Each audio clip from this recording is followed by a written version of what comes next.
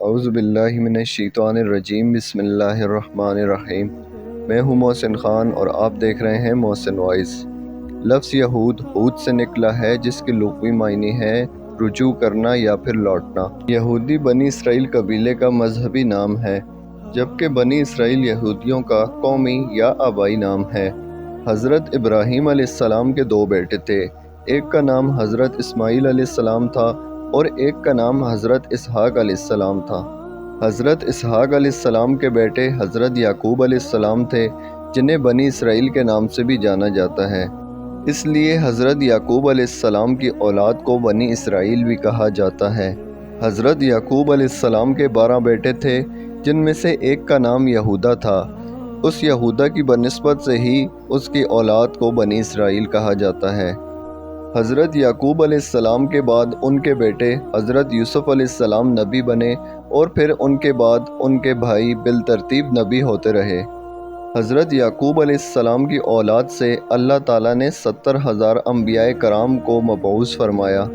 حضرت یوسف علیہ السلام جب مصر کے بادشاہ بنے تو ان کے بھائی قحط سالی کی وجہ سے مصر میں غلہ خریدنے کے لیے آئے۔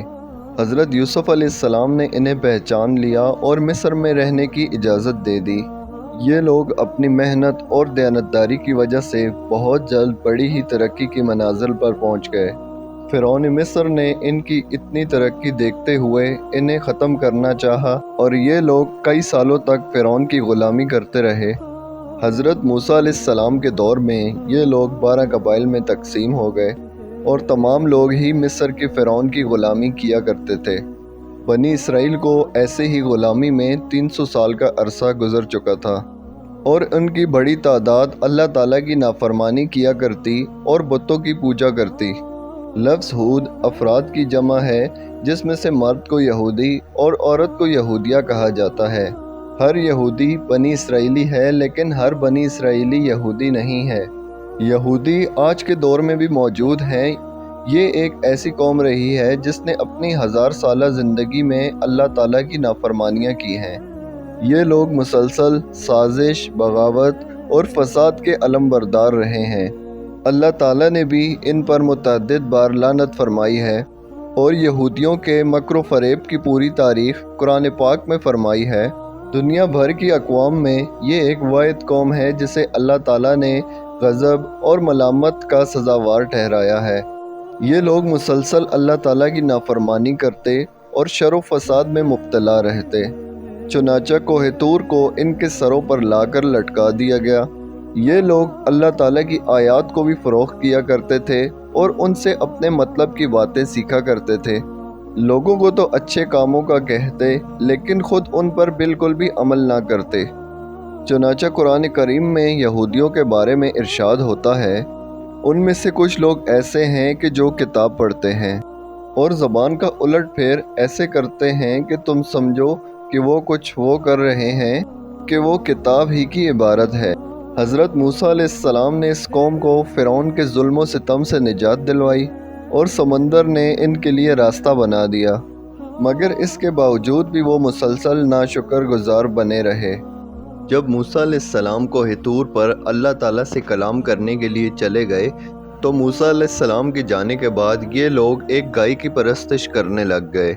جب اللہ تعالیٰ نے انہیں گائے ذبح کرنے کا حکم دیا تو یہ لوگ بہانے بنانے لگ گئے، اور 5 مرتبہ حضرت موسیٰ علیہ السلام کو واپس بھیجا کہ وہ اپنے رب سے ٹھیک ٹھیک حکم لے کر آئیں، صرف اس لیے کہ وہ گائے کو ذبح کرنے سے کسی طرح بچ سکیں۔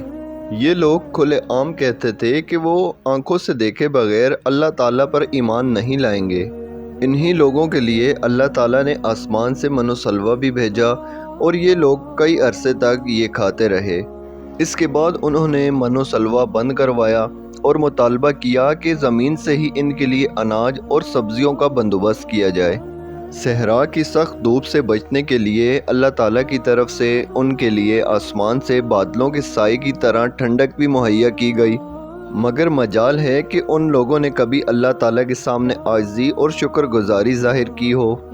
جب حضرت موسیٰ علیہ السلام نے یہودیوں کو فلسطین کے حکمرانوں کے خلاف جنگ کرنے کا حکم دیا تو انہوں نے یہ کہہ کر صاف انکار کر دیا کہ اے موسیٰ، ہم تو وہاں ہرگز نہیں جائیں گے۔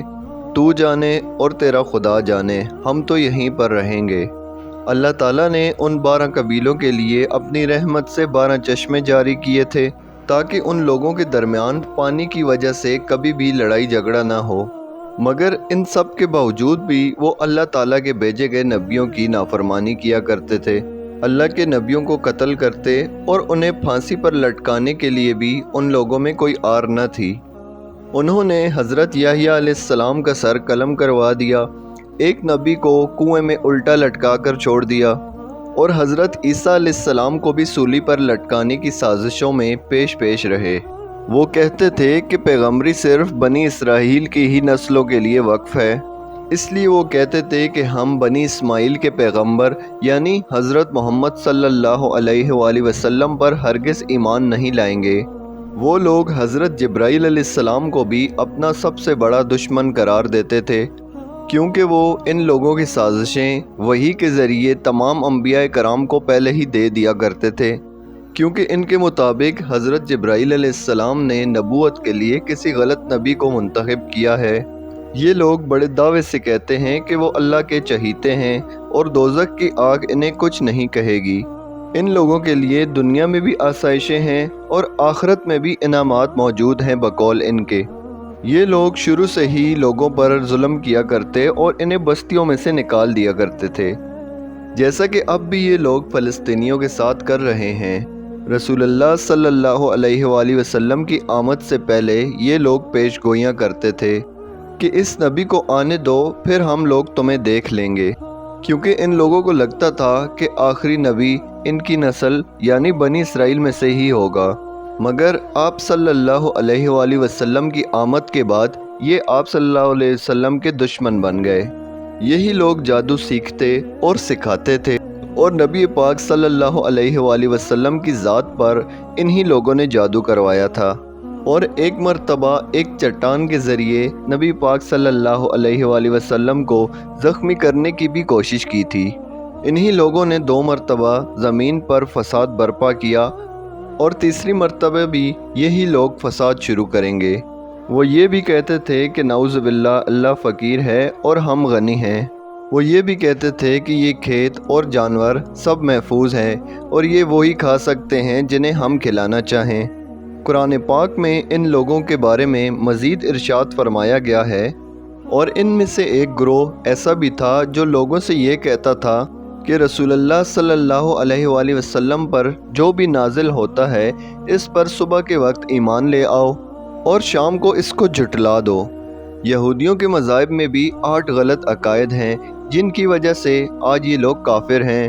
یہ لوگ اللہ تعالیٰ کو مجسم اور ایک انسانی شکل والا مانتے ہیں، صرف اور صرف حضرت موسیٰ اور حضرت عزیر علیہ السلام کو نبی مانتے ہیں، اور ان کے علاوہ یہ لوگ باقی نبیوں کو قتل کر دیا کرتے تھے۔ تورات میں بھی ان لوگوں نے ہی تبدیلی کی۔ حضرت عزیر علیہ السلام کو یہ لوگ اللہ تعالیٰ کا بیٹا کہتے ہیں۔ حضرت عیسیٰ علیہ السلام کا بھی یہ لوگ انکار کرتے ہیں، اور آپ کے قتل کی سازش بھی انہی لوگوں نے کی۔ انجیل کے کلام الہی ہونے سے بھی یہ لوگ انکار کرتے ہیں، اور رسول اللہ صلی اللہ علیہ وآلہ وسلم کی نبوت کو بھی جھٹلاتے ہیں، اور قرآن مجید کا بھی انکار کرتے ہیں۔ ایک زمانہ تھا کہ یہ لوگ اللہ تعالیٰ کی سب سے پسندیدہ قوم تھی۔ اللہ تعالیٰ نے ان لوگوں کے لیے آسمان سے کیا کچھ نہیں اتارا، ہر نعمت عطا کی، اور یہ لوگ جو کچھ بھی مانگتے اسی وقت ان کے لیے حاضر کیا جاتا، اور امامت بھی ان لوگوں کے ہی سر تھی، اور ان لوگوں کی بدعمالیوں کی وجہ سے اللہ تعالیٰ ان سے ناراض ہوا اور ان کو امامت کے درجے سے ہٹا دیا۔ ہم امید کرتے ہیں کہ اس ویڈیو سے آپ کو یہودیوں کی تاریخ کے بارے میں بہت کچھ جاننے کو ملا ہوگا۔ ملیں گے ایک نئی ویڈیو کے ساتھ، تب تک کے لیے اللہ حافظ۔